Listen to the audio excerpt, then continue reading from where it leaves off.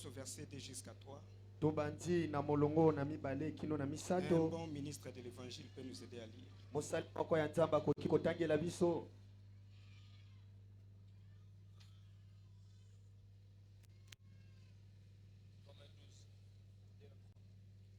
Je lis au nom du Seigneur Jésus. Natangi na kombo ya Yesu Kristo. Ne vous conformez pas au siècle présent, Boyeba na kobala na tena ekeke ya sika. mais soyez transformés par le renouvellement de l'intelligence, Boyeba kobongwa na mayele ya sika. afin que vous discerniez quelle est la volonté de Dieu, Na sima ete bino boyeba kososola nini eza mokano ya Nzambe. ce qui est bon, Oyo eza malamu. agréable Oyo ebongi et be. parfait. Par la grâce qui m'a été donnée, Na nzela ya ngolu oyo epesa je dis à chacun de vous de n'avoir pas de lui-même une trop haute opinion, nalobi ete na kati na bino moto na moto te asala na elenge na ye ya komiswela mais de koleka. revêtir des sentiments modestes, Mais alata baposa ya bondeko. selon la mesure de foi que Dieu a départie à chacun. Na lolenge ya makoki nzambe apesi kondima na kati na moko na moko. Car comme nous avons plusieurs membres dans un seul corps, Lokola tozali na minama ebele na nzoto moko. et que tous les membres n'ont pas la même fonction, Ete binama nyonso tu wana eza na esalelo moko te. ainsi nous qui sommes plusieurs, nous formons un seul corps en Ezali Christ. bongo mpe biso toza baike tozali kosala Et nous nzoto sommes moko na tous Kristo. membres les uns les autres. Biso bonso tozali binama misusu na nsima bamosusu. Dieu notre Père Céleste, nous voici en ces moments précieux où nous voulons écouter ta parole. Nous venons chaque fois dans ta présence manger cette nourriture qui nous rend prêts à partir de l'autre côté où il y a une cité qui nous attend. Nous entendons les mêmes choses pour finir par devenir ce que nous entendons. Bénis ces moments, Père. Fais que ton serviteur s'écarte complètement du chemin et que toi-même tu viennes nous parler d'une manière particulière. Tu avais dit ces jours-là à Job, où étais-tu quand j'ai fondé la terre? Dis-moi si tu les connais. C'est toi celle qui peut donner la connaissance, qui peut donner l'interprétation, qui peut donner la science à l'homme pour connaître des choses qui existaient avant sa présence et des choses qui existeront même quand nous partirons dans l'enlèvement. Nous voulons être prêts, Seigneur, à te rencontrer. Nous voulons grandir, que ces choses puissent nous donner la croissance, afin que l'intelligence de chacun soit illuminée et que nous ayons la connaissance parfaite du Fils de l'homme. Au nom de Jésus-Christ. Amen. Merci beaucoup, je vous salue encore une fois.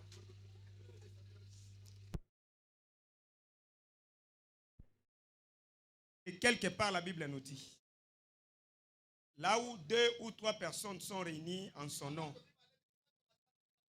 au nom de Jésus-Christ, lui, il est là. Et Jésus-Christ est toujours fidèle.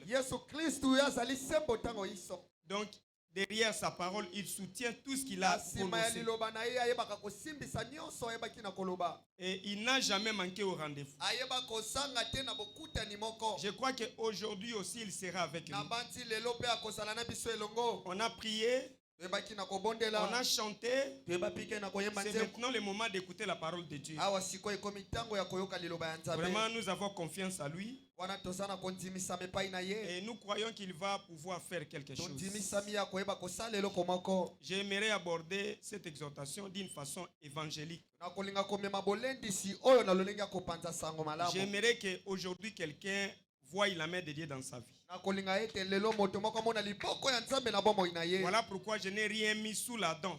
Je me disais que le fardeau que je porte dans mon cœur, je dois me discipliner comme ça. Parce que le souci de mon cœur est que l'Église voie la main de Dieu. Que Dieu laisse ce corps qui est devant vous et qu'il vienne dans l'assistance pour accorder la solution à une personne. S'il y a quelqu'un qui avait beaucoup pleuré, qui désire voir la main de Dieu dans sa vie, moi je vais vous demander de continuer à croire. Le prophète nous a donné l'exemple d'un savant du nom de Thomas Edison. Thomas Edison était un savant. Il était en train d'exercer, de faire certaines expériences pour faire passer l'électricité à travers des fils conducteurs afin d'éclairer l'ampoule. Et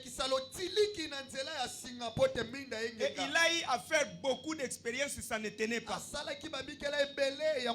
Il faisait cela, ça ne tenait pas. C'était quelque chose de millième expérience que cela avait réussi. Mais tous les 999 là, lui ne réussissait toujours pas. Jusqu'à ce qu'il avait réussi. J'aimerais vous dire qu'un héros ne se décourage pas. Le nombre des échecs que vous avez connus dans votre vie, peut-être vous étiez en train de chercher, de voir Dieu étendre la main dans votre vie sur quelque chose. Mais le fait pour vous de ne pas avoir atteint l'objectif, cela n'est pas dit que Dieu n'est pas capable de vous exaucer. Moi, je vais vous demander de continuer à avoir la foi, de continuer à persévérer. Peut-être aujourd'hui, c'est le jour où le Seigneur va te répondre. La Bible nous dit à chaque jour suffit sa peine. Aujourd'hui, le Seigneur, toujours avec le même thème, a prévu quelque chose de bon pour quelqu'un. C'est pourquoi je vais vous demander d'être dans l'expectative, dans l'esprit d'attente. Les seules manières de voir Dieu, on ne saura pas le voir comme ça. Les seules manières de le voir, c'est au travers de la personne qui l'a oué. Dieu oué quelqu'un et il met un message dans la personne et il utilise cette personne-là. Israël attendait la visitation de Dieu. Dieu leur avait promis qu'il viendrait les délivrer. Lorsque le péché des Amoréens atteindrait le comble, mais lorsque le moment de la délivrance était arrivé, Dieu n'est pas venu de lui-même spirituellement comme ça, mais il était en train de préparer son homme. C'est parce que le prophète nous dit que l'agent de Dieu c'est l'homme. Dieu pouvait faire que l'évangile soit prêché à travers la lune ou le soleil, ou au travers des histoires mécaniques, mais l'agent que Dieu utilise, c'est l'homme. C'est pourquoi Dieu était en train de préparer Moïse. Dieu l'avait préparé et Dieu l'a amené à une expérience. Dieu ne pouvait pas l'envoyer faire le travail sans que Moïse ait reçu une expérience personnelle, sans que Moïse ait été témoin de quelque chose.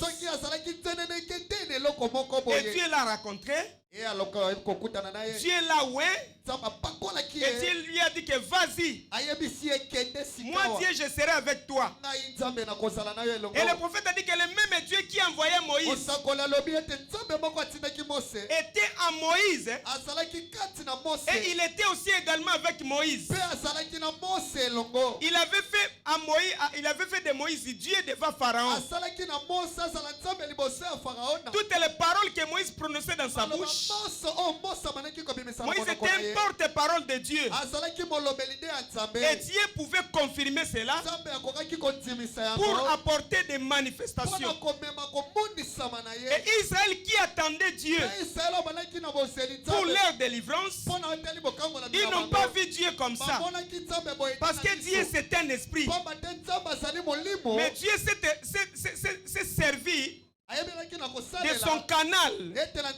Dieu s'est servi de son instrument. Et Dieu l'a envoyé. Et nous savons que ce soir, le Dieu qu'il utilise Magema est caché quelque part.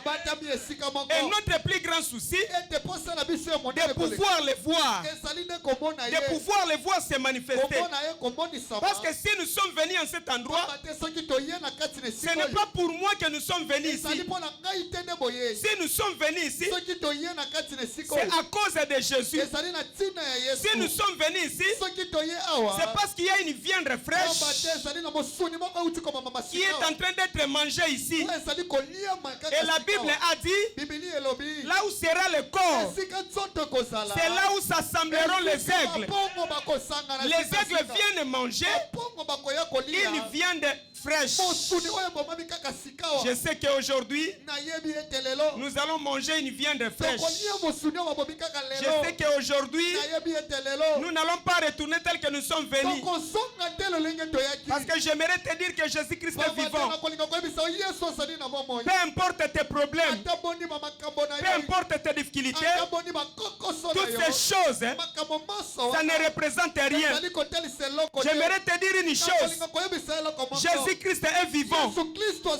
J'aimerais te dire une chose. Jésus-Christ n'est pas mort. J'aimerais te dire une chose. Jésus-Christ est vivant. Est-ce que nous sommes là? Nous sommes en train de parler de la puissance de Dieu pour la transformation. Nous sommes en train de parler de la puissance de la transformation.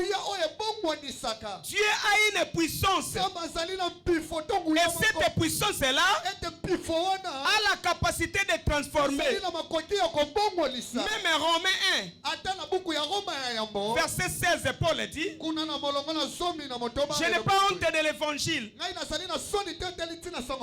car c'est la puissance de Dieu pour le salut de quiconque croit. Derrière l'évangile, l'évangile c'est quoi? L'évangile c'est la bonne nouvelle. La bonne nouvelle c'est quoi? La bonne nouvelle c'est la Bible. Or la Bible c'est quoi? La Bible c'est la parole de Dieu. Pour devenir la parole, c'était d'abord une pensée. Dieu était en train de penser et cela a été exprimé au travers des prophètes. Comme Amos nous dit, Dieu ne fait rien sans avoir révélé son secret à ses serviteurs, les prophètes. Et ce que les prophètes prophétisaient, c'était maintenant, ils exprimaient la pensée de Dieu sous forme de la parole. Dieu avait conçu les prophètes à telle enseigne qu'ils n'arrivent pas à faire l'erreur. Et ils ont pu prononcer les paroles. Chaque prophète dans son temps. Et ce qu'ils ont parlé ont été écrits par des scribes. Et c'est ce que nous appelons aujourd'hui la Bible. Donc, au fait, la Bible, c'est un livre qui contient la parole de Dieu.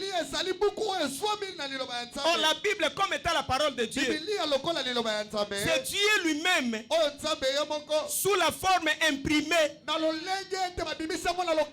Dieu s'est laissé imprimer dans la Bible. Et la Bible n'est pas la parole d'un homme. La Bible, c'est la parole de Dieu. C'est quel genre de parole? Ce sont des paroles infaillibles. Ces paroles-là ne faillissent pas. Tout ce que Dieu avait dit dans sa parole s'accomplit à la lettre. Et s'accomplira à la lettre. La Bible nous dit ceci. Aucun iota de sa parole. Aucun iota de sa parole ne passera.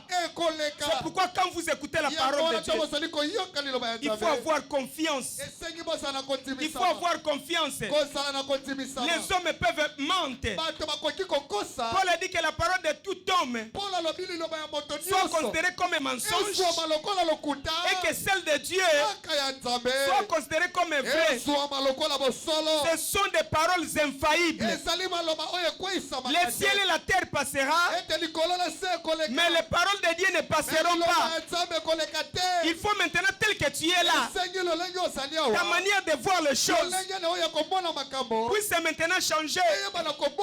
Puisse maintenant changer. Est-ce que nous sommes là? Est-ce que nous sommes là? Parce que nous sommes dans l'âge où Dieu est dans son peuple. Si vous voulez le chercher, il est caché en vous. Il est caché dans notre pasteur. Il est caché dans les diacres. Il est caché dans les ministres. Et pendant que je vous parle, il est caché au travers un corps. Au travers un corps. Et ce que nous allons désirer, qu'il se dévoile, qu'il se laisse manifester. Parce qu'il avait dit dans sa parole, venez à moi, vous tous qui êtes fatigués et chargés, je donnerai la solution à vos problèmes. Tu es chargé de ta maladie. Tu es chargé de tes problèmes. Tu es chargé de tes difficultés. Mais il y a quelqu'un. Il y a quelqu'un. Il y a quelqu'un. Le puissant conquérant. Le puissant conquérant. Le vaillant guerrier. Le vaillant guerrier. Le médecin par excellence. Les spécialistes dans les cas difficiles. Je crois certainement. Il est ici. Je crois certainement. Il est ici. Que je le voie ou pas. Je crois certainement. Il est ici. Parce qu'il a toujours été derrière sa parole pour accomplir ce qu'il a prédit. Et il ne vient pas ici pour visiter cette assistance. Il ne vient pas ici pour visiter cette assistance. Il ne vient pas ici dans le cadre touristique. Mais il vient ici parce que toi tu es venu à lui. Parce que toi tu es venu à lui. Il vient derrière sa parole pour accomplir ce qu'il a promis. Et sachez ceci, dans l'Ancien Testament, lorsque Dieu mettait des semences sur la terre, selon la loi de la semaille, chaque semence produisait selon son espèce.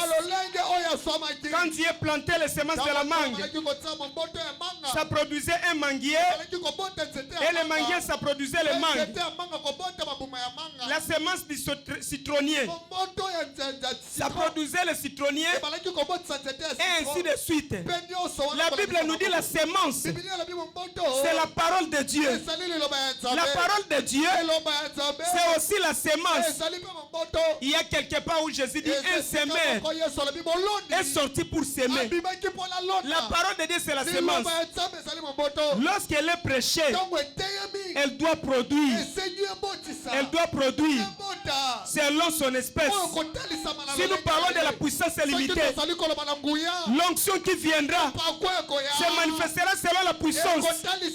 Si nous parlons de la délivrance, l'onction qui viendra se manifestera selon la délivrance. Le prophète nous dit que la parole de Dieu, c'est le fil conducteur. La parole de Dieu, c'est le fil conducteur de la puissance. Maintenant, selon l'électricité céleste, nous sommes en train de placer des fils conducteurs qui, selon le thème, la puissance de la transformation, afin que cette puissance de la transformation puisse couler, suivre la parole, pour que cette puissance-là vienne transformer quelque chose. Il y a quelque chose ici qui doit être transformé. Il y a quelque chose qui doit être transformé. Est-ce que nous sommes là? J'aimerais d'abord, avant lisons d'abord dans Genèse 1:1 jusqu'à 9, un peu rapidement. Genèse 1 jusqu'à 9.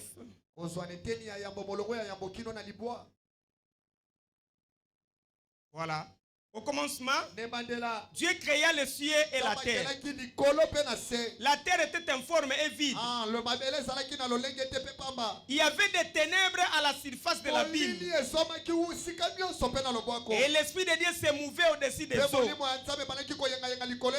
Dieu dit, et la lumière soit, et la lumière fut. Dieu vit que la lumière était bonne. Et Dieu sépara la lumière avec les ténèbres. Dieu appela la lumière jour et il appela les ténèbres nuit. Ainsi il y a un soir et il y a un matin. Ce fut le premier jour. Dieu dit qu'il y a une étendue entre les eaux et que sépare les eaux d'avec les eaux. Et Dieu fit l'étendue et il sépara les eaux qui sont au-dessus de l'étendue d'avec les eaux qui sont au-dessus de l'étendue. Et cela fit ainsi. Dieu appela l'étendue ciel. Ainsi il y eut un soir et il y eut un matin. Ce fut le premier jour. Dieu dit que les eaux qui sont au-dessous du ciel se rassemblent en un seul lieu et que les secs paraissent. Et cela fit ainsi. Merci beaucoup. Vous voyez, dans Genèse 1, verset 2, on nous dit d'abord, dans Genèse 1 jusqu'à 2, qu'au commencement, Dieu créa le ciel et la terre. Maintenant, on ne parle plus du ciel. La Bible nous parle maintenant de la terre. On nous dit maintenant la terre était informe et vide. Maintenant, il est dit qu'il y avait des ténèbres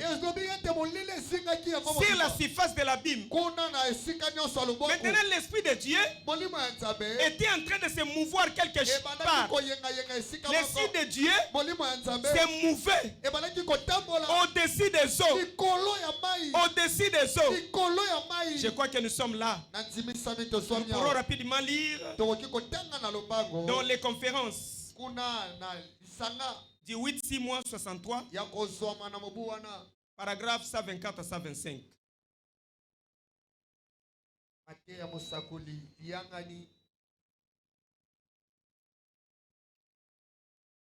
Est-ce que je peux lire ici pour gagner le temps? Merci beaucoup.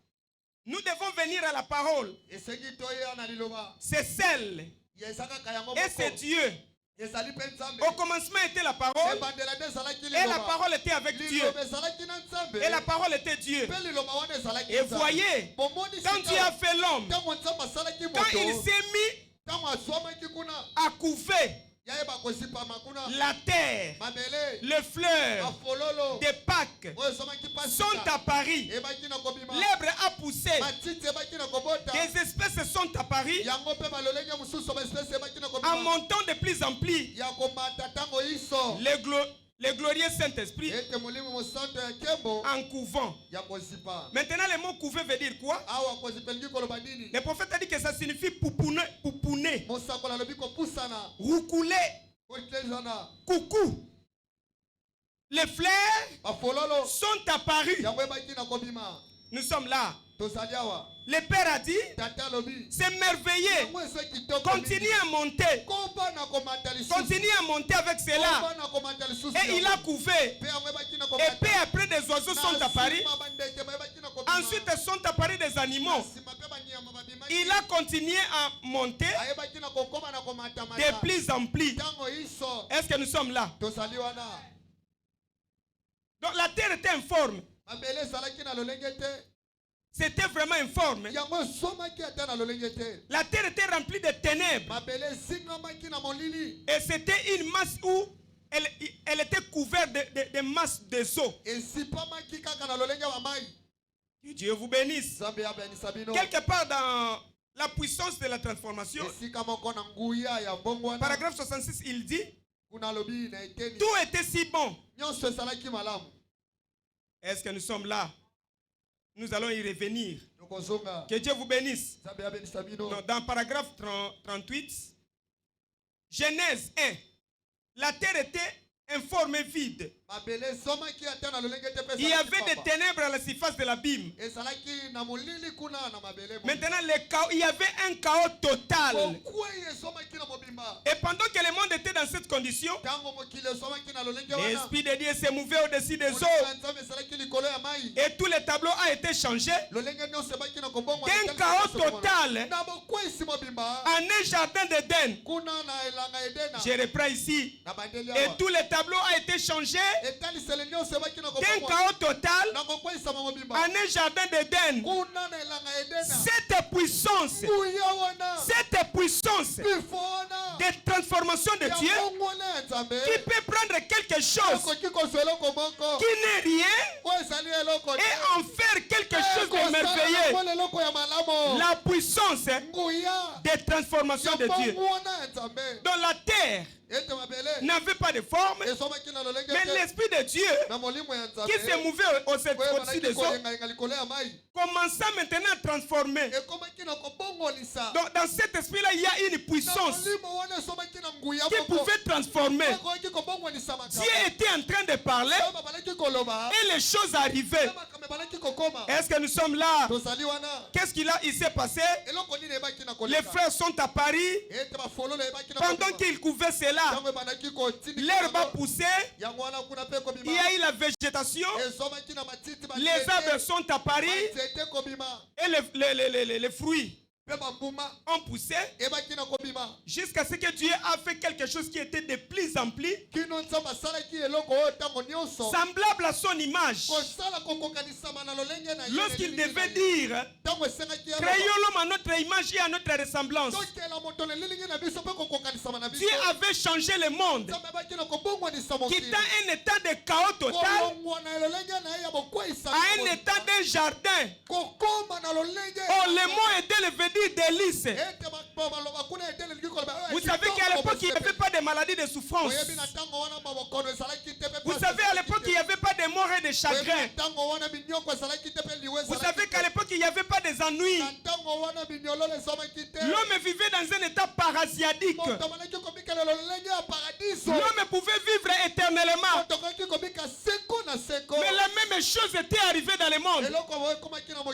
Le monde était retourné dans un état de chaos spirituel. Lorsque le diable est venu, il est arrivé à faire tomber l'humanité. C'est alors que la terre devait encore reprendre à devenir informe. L'homme avait perdu la forme que Dieu lui avait créée. L'homme avait perdu le modèle que Dieu avait créé. Le diable lui ne créait pas, mais il est pervertisseur. Il a pu pervertir tout ce que Dieu a créé. C'est pourquoi vous voyez des tremblements de terre. C'est pourquoi vous voyez des séismes. Et tout ce que vous voyez des calamités dans le monde, c'est à cause de la cruauté du péché. Même l'homme que Dieu avait créé avait quitté la position que Dieu l'avait créée. Que Dieu vous bénisse. L'homme qui était formé à l'image et à la ressemblance de Dieu, croyez-le-moi que l'homme était déformé. Le prophète nous dit que le diable avait créé son Éden. Il a mis 6 000 ans pour faire cela. Et en faisant cela, il a pu pervertir l'ordre et l'harmonie de Dieu. Des chutes que nous voyons dans des mondes, des guerres que nous voyons dans le monde, c'est parce que quelque chose a été perverti. Le fils d'Adam, qui était censé être un héritier, qui était un dieu armateur, l'homme avait perdu sa place. Toute l'humanité était tombée dans le chaos. Toute l'humanité était tombé dans le chaos. La Bible nous dit que le monde entier est sous l'emprise du malin. Lorsque Jésus était revenu de sa prière de 40 jours, les tentateurs est venu devant lui. Il a essayé de le tenter et à la fin il lui regarde, il lui fait voir le monde, le royaume de ce monde et leur gloire. Il lui dit que ces choses m'appartiennent. Dieu n'avait pas laissé le titre de la propriété entre les mains du diable. L'homme avait perdu cela à cause de sa chute. Les hommes étaient devenus le sujet du diable. Voilà pourquoi les gens souffrent aujourd'hui par des maladies de mort, par l'influence des esprits maléfiques, par la domination des esprits diaboliques. Nous avons besoin de subir une transformation. Nous avons besoin d'être transformés. De la même manière que Dieu avait transformé l'Éden, il avait transformé le monde qui était dans le chaos. De la même manière, ce monde qui est tombé doit revenir dans son état initial. Le monde doit revenir dans l'état initial. Voilà pourquoi Jésus devait préparer, Dieu devait préparer un plan de la rédemption. Et ce plan-là de la rédemption, c'est pour le monde, y compris l'homme. Est-ce que nous sommes là? Est-ce que nous sommes là? La puissance de la transformation. Dieu a une puissance de la transformation. Pourquoi nous parlons de cette puissance de la transformation? C'est parce que quelque chose était déformé. Pourquoi nous parlons de la puissance de la transformation? Parce que l'homme avait chuté. L'homme était devenu esclave. Nous avons besoin d'être transformés. Oh, le mot transformé, c'est le fait de quitter un état et de devenir un autre état. Soit le fait de quitter d'être un païen et de devenir chrétien. Le païen n'est pas un nom en réalité. Le païen c'est une vie. Le chrétien aussi n'est pas un nom, mais c'est une vie. Que Dieu vous bénisse. S'il y a quelqu'un qui ne peut pas changer, c'est Dieu. Mais toi et moi, nous devons être changés. Toi et moi, nous devons être transformés. Parce que Job a dit que ma mère m'a conçu dans le péché. Je suis venu au monde en proférant le mal. Une personne qui est dans le péché est encore dans le chaos. Il est encore dans le chaos. Ce n'est pas le temps de continuer à vivre dans la vie de péché. Jour de victoire. Jésus était mort pour chaque ennemi de la race humaine. Il était mort pour que nos péchés soient pardonnés. Il était mort afin que toi tu puisses vaincre chaque ennemi de ta vie.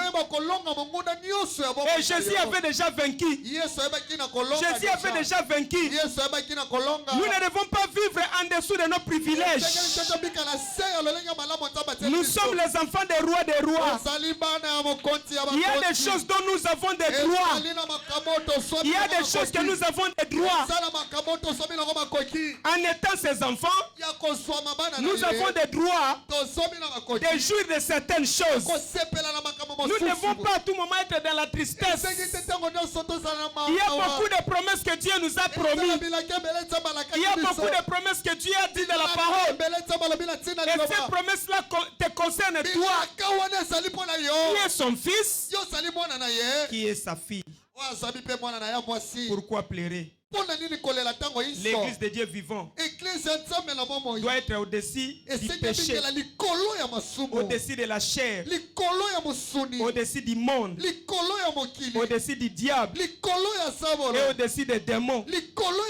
Nous devons être élevés dans les lieux célestes. La puissance qui transforme. Dieu a une puissance qui transforme. Il a la capacité capacité ce soir de transformer quelqu'un. Il a la capacité ce soir de changer ta vie. De changer ta vie. Il a la capacité aujourd'hui de produire un grand miracle. Jésus a fait beaucoup de miracles. Mais le plus grand miracle, c'est la transformation de la vie de la femme pécheresse. Le plus grand miracle qui peut passer dans ta vie, c'est le fait d'être transformé, de quitter l'état, d'être lié, de quitter l'état, d'être en dessous du péché et d'être libre. La puissance de Dieu pour la transformation. Dieu a une puissance et cette puissance-là transforme. Quand nous lisons l'Ancienne Alliance, nous verrons les puissants prophètes que Dieu avait utilisés. Cette puissance-là marchait avec eux. Si nous regardons la vie de Moïse, la puissance de Dieu était avec lui. Lorsque Moïse est allé en Égypte, au travers du mandat que Dieu lui a donné, Moïse pouvait créer des choses, dire quelque chose, et la chose est arrivée. J'aimerais te dire, la parole de Dieu est puissante. Cesse de limiter Dieu par ta manière de voir les choses. La parole de Dieu est puissante. Dieu a la capacité d'appeler à l'existence, ce qui n'existe pas. La parole de Dieu est puissante.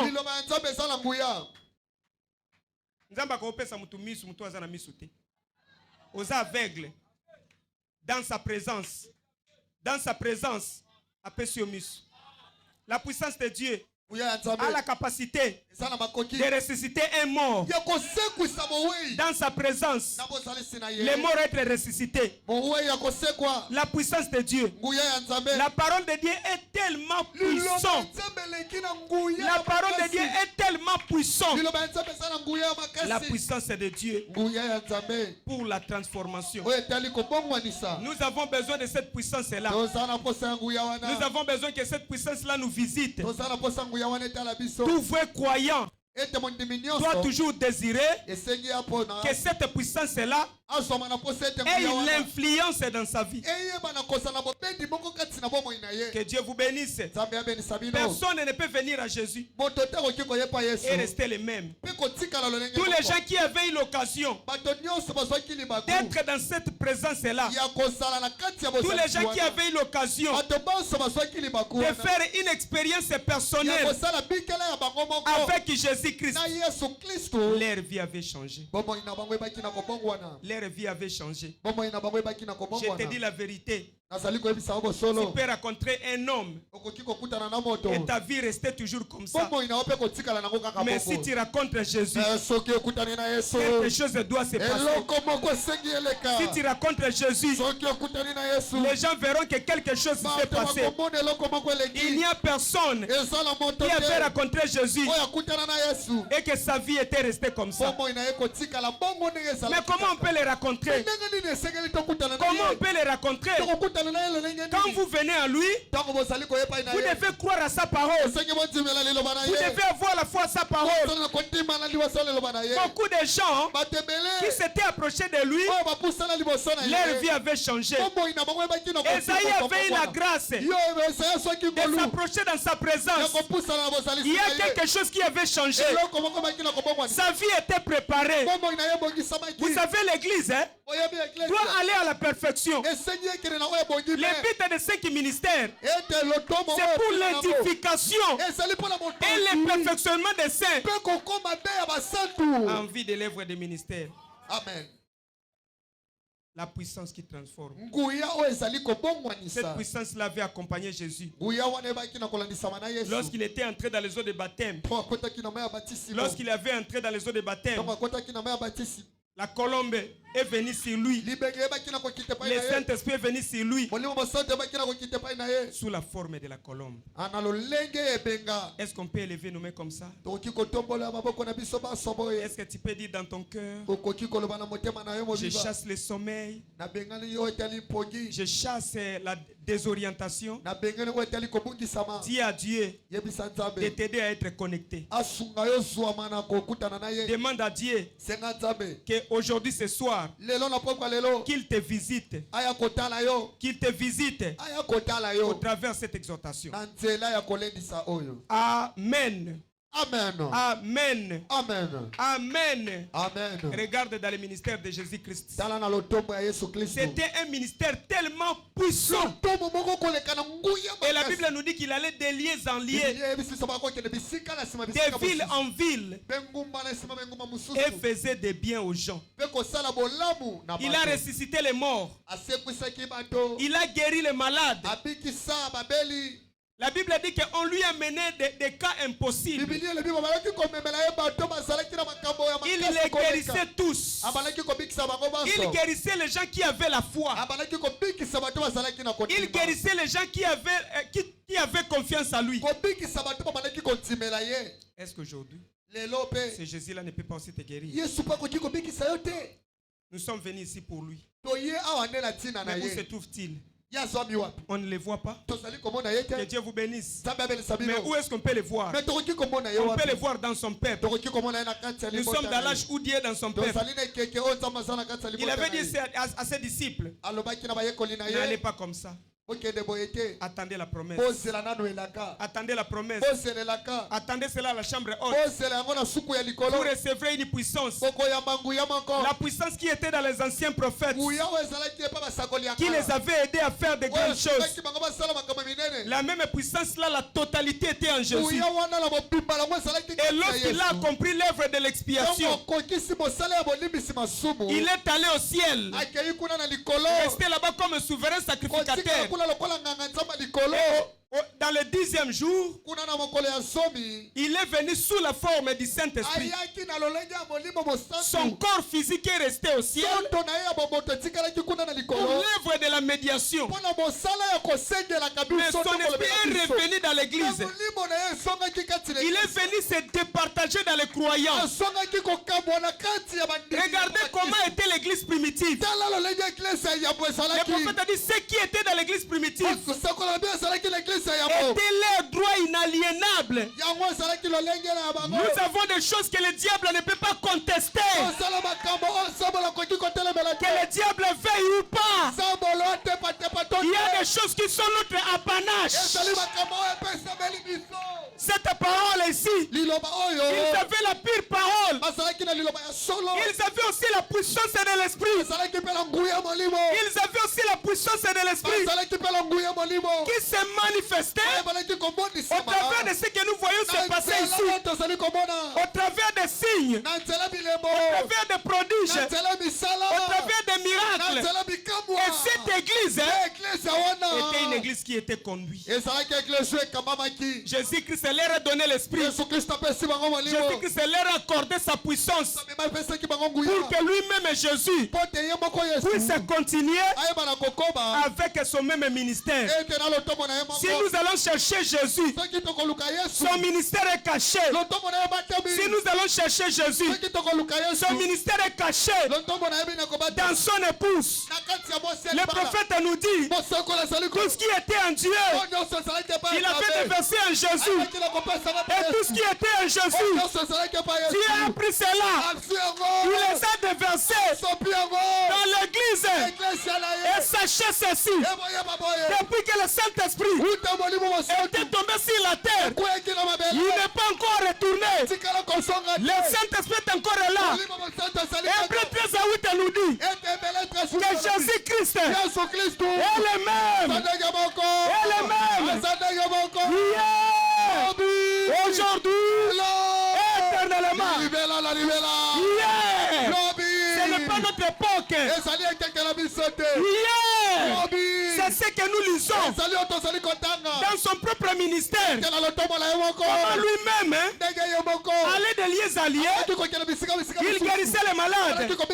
Hier, c'est ce que nous écoutons. Il avait fait avec les apôtres, avec d'autres héros de la foi. Et dans ce temps-là, nous on n'était pas là. Le Dieu d'hier, il est aussi le Dieu d'aujourd'hui. Le Dieu d'hier, il est aussi le Dieu d'aujourd'hui. S'il avait guéri la femme ayant la perte de sang, il a la capacité de guérir aussi notre personne qui a la perte de sang. S'il avait donné les yeux à une personne qui était aveugle, et aujourd'hui, il a la capacité de donner aussi les yeux aux aveugles. S'il pouvait opérer les gens qui avaient les cas des opérations sans cicatrice, et aujourd'hui, il a aussi la capacité de le faire aujourd'hui. S'il avait ressuscité les morts aujourd'hui, la même puissance a la capacité de ressusciter les morts. S'il avait donné les enfants aux gens, s'il avait fait dans le cas de Sarah, s'il avait fait dans le cas d'Elisabeth, il a aussi la capacité de le faire aujourd'hui. S'il avait béni les gens, s'il avait béni les gens, il a aussi la capacité de le faire aujourd'hui. Les temps changent. Les temps changent. Les hommes changent.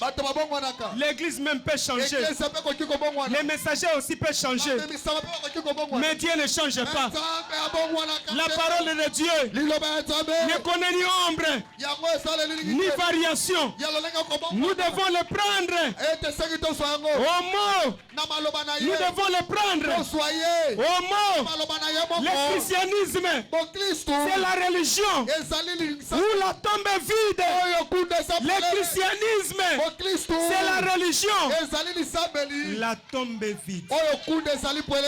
Qu'est-ce qui te dérange? Quelle est la maladie qui ne peut pas trouver de solution? Jésus-Christ est guéri même des maladies que le monde a dit incurables. Jésus-Christ donne des solutions. Il guérit, il bénit, il élève. Azanzamba bongo la kamakambo. Azanzamba lokotaka mobola na putulu atombolié. Azanzamba chanja kamakambo. Où est le Dieu de Branham? Où est le Dieu de Jésus Magema? S'il est avec moi maintenant, s'il est avec moi maintenant, où est sa puissance? S'il est avec moi maintenant, où est l'autorité de sa parole? S'il est avec moi, où est sa visitation? Où est sa visitation? Où est sa visitation? Où est sa visitation? S'il est avec moi maintenant, où est tes anges? Où est l'autorité de sa parole? La parole de Dieu est puissante. Pendant que je suis en train de parler, j'en appelle à sa présence. Je suis en train de défier chaque problème. Je suis en train de défier ta maladie, tes problèmes. Dieu avait dit aux enfants d'Israël, pourquoi avez-vous peur? Pourquoi ces cris? Ces Égyptiens que vous voyez, ces problèmes que toi tu vois, tu ne les verras pas. Les difficultés que toi tu vois, tu ne les verras pas. La souffrance que toi tu vois, tu ne les verras pas. Crois seulement. Crois seulement. Le Dieu de Magema est puissant. Est puissant. Les hommes peuvent faillir, mais sa parole ne faillit pas. Ne faillit pas. Ce que lui a déclaré dans sa parole a toujours été l'exacte vérité. Maintenant, pendant que je suis en train de parler, je vais lui laisser la place. Je vais lui laisser la place. Qu'il vienne lui-même. Qu'il vienne lui-même. La guérison est une œuvre achevée. Ce que tu es en train de chercher, tu l'as déjà reçu. Ce que tu es en train de chercher, s'il a déjà obtenu la guérison. La guérison, c'est une œuvre achevée selon Dieu. Dieu ne croit pas que toi tu es malade. Mais toi tu crois que tu es malade parce que tu ne veux pas croire que tu as déjà été guéri. La Bible nous dit, il est l'Éternel Dieu qui nous guérit, qui nous pardonne de nos péchés, qui nous pardonne de nos péchés et qui nous guérit de nos maladies. Il faut qu'il y ait une profondeur de croire à ce que toi tu as besoin. La profondeur appelle la profondeur entre ta maladie et la guérison. La chose qui avait été pourvue, c'est ta guérison. La chose qui a déjà été pourvue, c'est ta guérison. Tu as déjà été béni. Tu as déjà été élevé selon le plan de Dieu. Dieu voit que tu as déjà été marié. Il faut seulement croire pour d'autres choses atteindre le temps. Où est la puissance qui a marché avec les apôtres? Où est la puissance qui marche avec le pasteur Jésus Makema? J'emprunte maintenant une part de son onction. Je prends maintenant une part de son onction. Que quelque chose se passe maintenant dans ce ministère. J'aimerais que tu aies la foi. La femme a eu la perte de sang. Jésus ne l'avait pas imposé les mains. C'est sa foi qui avait agi. Sers-toi de ta foi. La Bible dit la main du Seigneur n'est pas trop courte pour sauver. Son oreille n'est pas trop dure pour entendre. Si tu ne crois pas, Dieu voit que le péché demeure. Tu dois croire. Beaucoup de gens qui avaient la grâce d'être auprès de Jésus avaient obtenu la grâce. Même si tu es rempli de beaucoup de péchés, Jésus t'aime. Même si tu étais tombé, Jésus t'aime toujours. Mais il te dit de te relever. Prends courage. Prends courage. Soyez héros. Prends courage. Nous avons un Dieu parmi nous. Nous avons un Dieu parmi nous. Si on peut me laisser l'aller, je vais vouloir seulement que vous soyez disposés. La Bible dit ils imposeront les mains aux malades et ceux-ci seront guéris. Je viendrai, je toucherai seulement ta main. Tout ce que toi tu auras besoin. J'aimerais que ce soit des cas difficiles. Pas des cas comme la malaria. Voilà y a côté. Des cas difficiles. Élève seulement ta main. Élève seulement ta main. Ça sera difficile de parcourir toute la salle. Je fais seulement un tour dans l'allée, je déclare les paroles. Et après j'arrête. Seigneur, nous t'avons vu faire de grandes choses avec des apôtres. J'ai vu comment le linge de Paul est touché. Guérissait les malades. J'ai vu comment les ombres des apôtres pouvaient faire que les malades soient guéris. Toi, tu es la solution. Nous avons essayé d'élever ton nom. Laisse que celui dont sa foi est augmenté maintenant, reçoit la solution. Tous les bagages de bénédiction qui étaient derrière mon dos, cela soit distribué à chacun selon son besoin. L'Éternel est mon berger, je ne manquerai de rien. Visite cette assistance. Visite cette assistance. Visite cette assistance. Visite cette assistance. Visite-les maintenant. Visite-les maintenant. Au nom de Jésus. Visite-les maintenant. Au nom de Jésus. Visite-les maintenant. Au nom de Jésus. Visite-les maintenant. Au nom de Jésus. Au nom de Jésus. Au nom de Jésus. Au nom de Jésus. Au nom de Jésus. J'ordonne à toute maladie qui dérange ta vie, de te laisser maintenant. Au nom de Jésus, j'ordonne à toute difficulté qui dérange ta vie de te laisser maintenant. Reçois maintenant la bénédiction.